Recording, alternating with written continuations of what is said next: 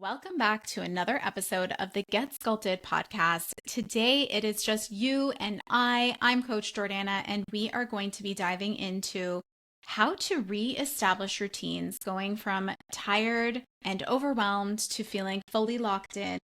If you've been feeling tired and unmotivated, or like your routines fell apart over the holiday season, you are not alone. So we're going to dive deep into this because I want you to feel like your absolute best self as we move into a new month after today. So know that January can feel heavy. The post-holiday fatigue, disrupted sleep, messy schedules, extra sugar, emotional hangovers, and in January, the bills to pay. We think that a new year means a fresh start, new motivation, but most people actually start the year on empty batteries after being all the things to all the people that we love the most over the holidays. Especially us moms, don't you find?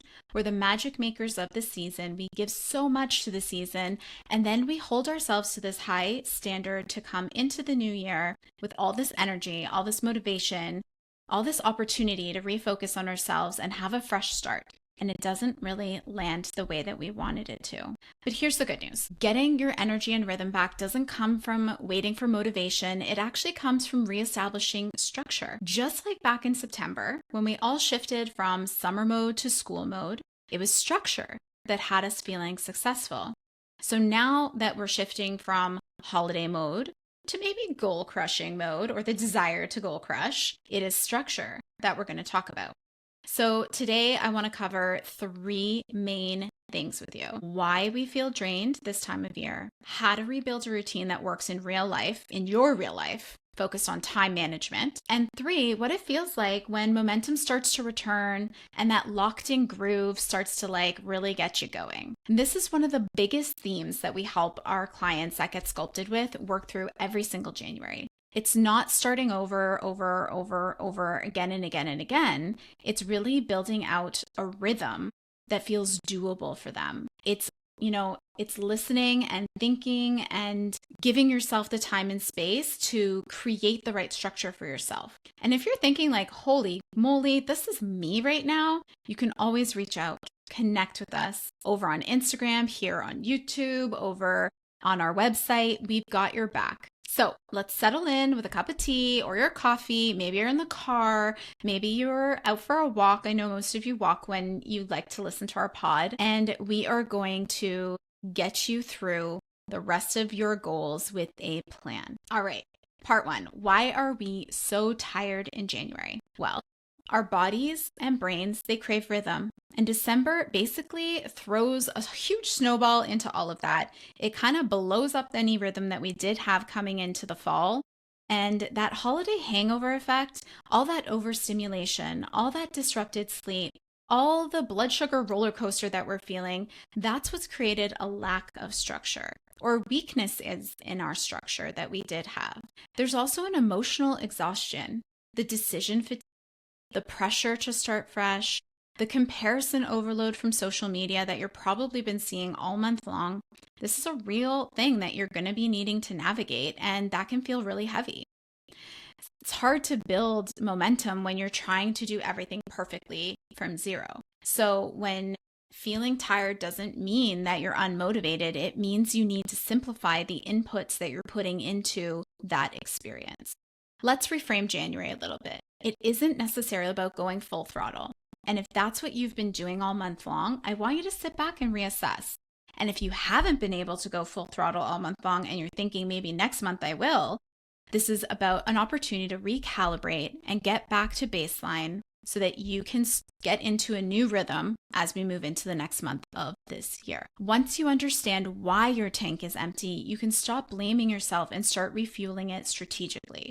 So take a minute to reflect on, where is my energy leakage coming from? Is it from the weather this time of year? Is it from the lack of sunlight? Is it from all of the things around the holidays that are hanging over still? Is it around the comparison of social media that I need to be kind of blocking out a little bit? Where's that coming from for you? Once you know, you'll be able to start putting it behind you and focus on how to rebuild your routine. That's where the second part comes in. Our core idea here is that routines aren't about discipline necessarily. I want you to rethink this. It's about reducing the number of decisions that you need to make in a given day. When your systems are strong and they're reinforced and they're things that you have personally built and want to continue, motivation doesn't have to show up every time. It can come and go as it may, as it will, like the wind blows, like your emotions do.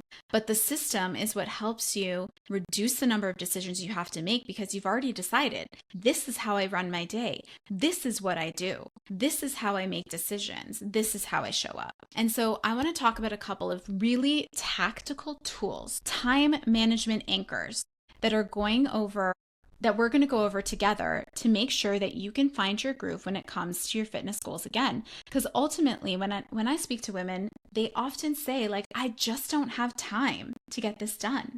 I bet you do. And I say that respectfully because we all find time to do the things that we really want to do. It's about prioritization. And sometimes we find the time to do things we don't want to do, but we feel like we have to. So how do we restructure our time in order to fit in the things that we really need to be our best selves? So let's dive into this, okay? This is like a little working session, just me and you. And we're going to go over 3, 4, 5 key things here, okay? The first one, super important. I have been living by this for ages now. A lot of my clients do this too, and it is having a weekly meeting with yourself. I want you to block 30 minutes once a week, even 20 minutes. Let's say 20. And I don't want you to do this on Sunday or Monday. I actually want you to do this on Fridays. And I want you to do the Friday meeting with yourself because when we do our planning on a Sunday or Monday, you're already feeling like you have to catch up for the week that is coming ahead of you. Whereas when you plan on a Friday for the following week, you can use Saturday and Sunday that is ahead of you to pull forward anything in the week that is going to feel overwhelming or going to throw you off. So an example here could be, it's Friday. Next week, I have an evening event, a speaking event, and something at my daughter's school. That would normally interrupt maybe 1 or 2 of my workouts, and it's going to mean that the day that I usually grocery shop is going to be thrown off. But if I plan that on Friday and have that level of awareness, I could actually do an extra food prep on Sunday when I'm already food prepping and throw some things in the freezer. So I'm feeling more prepared on my food side of things. I could front load a workout earlier into the week or onto the weekend so that I'm not feeling like I'm catching up on my workouts. I'm feeling ahead. That weekly meeting with yourself becomes an opportunity to review priorities, schedule your workouts in your me time, and set some non-negotiables for yourself. You can say, I'm not going to that thing. I am going to do this instead. And that's when you start to gain control and initiate some boundaries for yourself. Ask yourself, what does my next week need in order for me to feel calmer and more structured? If you wouldn't cancel a meeting with your boss, please stop canceling one with yourself. That's the first one. The second one is the power of pre-decisions. This is the idea that being able to pre-plan things is really giving you the power back in your day. We only have the capacity to make so many decisions in a day before we get exhausted. And then we say things like, I don't care, do whatever you want, it's your turn, you choose. And we resign ourselves from the ownership of those decisions. And that is usually when we end up ordering food or skipping workouts or saying yes to a glass of wine when we said we wouldn't. That is when we start to lose control. So the pre-decisions. You want to be planning your food, your movement, and your self-care before you actually need to tap in and do them and gain the benefits of them. A lot of our clients will plan their food the night before, track it proactively so that the decision has already been made. They already chose the version of the best self, as opposed to relying in the moment on being their best self when they're exhausted. So when you have the energy, pre-decide, make the choice then, decide once. That means you will have fewer daily choices to make, less mental drag, and ultimately more energy in your day. The next one, your day, bookend your days. I love this one because when we talk about morning routines and nighttime routines, they really have the power to end your day in a beautiful way while setting you up for a beautiful day the next day. And so having these little mini routines built into your day is super important. So when I think about the morning, I think about a couple of things. I think about getting a head start on my hydration. I always have a bottle of water next to my bedside. This helps me start drinking water right away, getting hydrated, waking up my body, and it feels good. Another one I do is instant sunlight, or in the wintertime, we don't get a ton of sunlight, but I will make sure I get my face to the sky because I want to bring in some of those happy, dopamine hits. That is a quick one and it's very grounding. And I take my dog for a walk. And then the third one, what is an early win that you can stack? Maybe it's that you got your workout in. Maybe it's that you had an amazing breakfast ready to go because you did your batch prepping for your food. Whatever it is, you want a win as early in the day as possible because that is going to be setting yourself up for success. In the evening, this is an opportunity to really end your day feeling positive and putting aside the things you no longer need to think about so that you can sleep well, while at the same time setting yourself up for success tomorrow. And the couple of things that I like to do is I definitely have a technology cutoff. My phone gets plugged in around 8 p.m. in the evening. That might sound early to you. What could be your tech cutoff so that you're no longer getting distracted by social media or doom scrolling and ending up awake in bed much longer than you need to be? You want to take a moment for reflection. A lot of my clients will do a gratitude journal, or they will, before their tech cutoff, write it in their notes on their app. I have clients that will write on a piece of paper their gratitude for the day and put it in a jar, and every day they have the gratitudes accumulating, and at the end of the year they kind of like break open the jar and read through their gratitudes and have this like beautiful reminder of what the year looked like for them. Whatever it is for you to reflect on, that's a way for you to kind of like bring that positivity back into your life. And the last piece is putting a plan together for tomorrow. What are your most important tasks? That doesn't mean a to-do list. That means there's a difference. A to-do list is just everything that could get done. Your most important tasks are the non-negotiables for your day. What are the things that have to happen in order for you to feel successful? There are things that cannot be done, that may not get done, that might actually still make you feel successful. So make that list. Pull out your clothes for the next day coming. Your work clothes, your workout clothes, put your shoes at the front door, put your lunch in the fridge. Prepare yourself the way that you would prepare your children, because the fewer decisions you have to make in the morning, the better off your day is going to be. If you bookend your days, morning and night, it helps keep the middle from falling apart. It's the structure you need to keep it all together during the days that you have. Number 4, when life gets crazy and I'm trying to reestablish routine, I go back to my 3x3 method. This is 3 workouts for 30 minutes every week. That is my baseline. That is my non-negotiable, and it can be yours too. It's not about doing everything. It's about doing what matters most consistently. So carve out that 30 minutes, allow yourself to lift those weights, get in the best workout you can in the time that you have, knowing that this season is not forever. You will get stronger, you will get more capable, you will have more time coming back to you. And when you feel better, you can then re-evaluate what your schedule is looking like. And maybe you increase it to 40 minutes, maybe you add another workout to balance you out to 4. But having that bare minimum of 3 workouts for 30 minutes a week gives you just enough movement to keep you going during this time frame. And number 5, it's having a non-negotiable hour just for you. I know it sounds like a lot. You're like, I don't know if I can have an hour to myself. But what if you did? What if you had just 1 hour that's just for you, to make sure that you were the best version of yourself for the week to come? What if you could meal prep? What if you could reset? What if you could plan for yourself? What kind of woman would you be when you show up in your life when it's like that? When you feel prepared instead of surprised? If you never pause, you can't really create progress. It's like a bow and arrow. When you pull back the arrow, that's your pause. And when you let go of the string, that arrow flies forward. But you can't really fly forward if you didn't pull it back.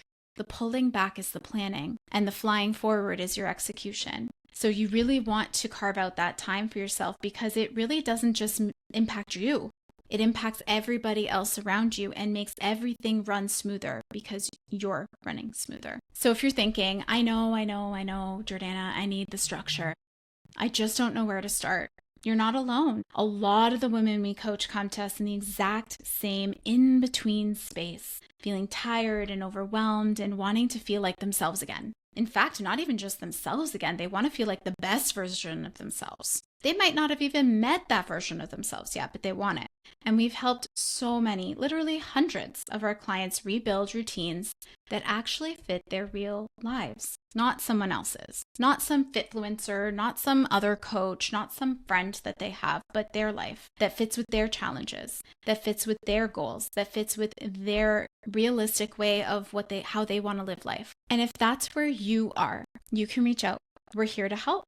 We can help you map out a simple and realistic routine just for you. So once the structure is back and the momentum becomes a lot easier for you to find, it feels different than what you would expect it to feel. So let's dive into that quickly. At first, your shift is going to feel clunky. It's going to feel uncomfortable. It's going to feel like you're moving, but you're not sure where you're going. And you don't quite feel like you're flying yet, but you're kind of like treading along. It's going to feel clunky because change is uncomfortable. And those small wins, they start to stack. Your mornings will start to flow smoother. Your food choices will feel easier. Your workouts will fit into your schedule more naturally once you've started to get a few weeks under your belt. The feedback from your body is going to be better energy, a clearer headspace for decision making and thinking, improved mood for yourself, your outlook on the world, but also when you are interacting with others. You're going to have a more steady hunger. It's not going to disappear in the morning and then come flying at you come 3 o'clock in the afternoon where you then raid the pantry. You're going to have deeper and better sleep when you have structure. Momentum kind of feels like confidence returning one decision at a time because you're trusting the process that you've now been starting to implement. And so you start to feel better, you start to feel more confident. You start to feel like you're getting your stride back. And from a mindset perspective, you're no longer chasing the motivation. You're building trust in yourself, and that trust is what creates the confidence to keep moving forward. Every week you follow through, you reinforce that you can rely on yourself. And you can trust the decisions that you make, and you can do and execute hard things. And so I'd really want you to ask yourself, what did I do this week that made things feel easier? Did you do anything that made life feel easier? Maybe you did, maybe you didn't. And what would you want to keep or change from the things you did or the things that you didn't do? Have that reflection with yourself. Set aside 5 minutes after this podcast is done. Write it down. Reflect on it. Send us a message on Instagram. Let us know what was going on for you. Because the truth is, locked in and leveling up doesn't mean perfect. It means that you're focused, and it means that you're intentional, and it means that you're taking consistent action in the direction of your goals and dreams. It means that you've decided this version of you gets to take the lead, and that is where you'll then start to feel the momentum building, and you're going to like it. You're going to like it a lot. So let's recap. We are ultimately tired because of our disrupted structure, the mental overload, and the emotional drain that comes after a holiday period and comes with a new year for most of us in a cold and dark and snowy place. At least that is for me. And the way that we rebuild ourselves is through systems, deciding what we're going to stick to, and meetings with ourselves in order to reinforce that structure and those decisions. And then that's when you get to start to benefit from it all. You get clarity, you get self-trust, and it starts to feel a little, not a lot, not yet, but a little easier. So you don't need a full reset or a restart. You just need to make one decision at a time that starts to create this rhythm so that you feel like you again, like the best version of you again. Start small, stay consistent, and let those wins compound. If you love this episode, if this really hit home for you, and you're craving more structure, go back and listen to our top time management episode. We'll link it in the show notes below. It pairs perfectly with this one and will give you an even deeper dive on the time management side of things. Until next time, I want you to take a breath, do that little self-reflection that we talked about just a moment ago, book that meeting with yourself, and get back into those routines that you know are going to make you feel strong, happy, and sculpted. Until next time, we'll talk to you soon. Bye.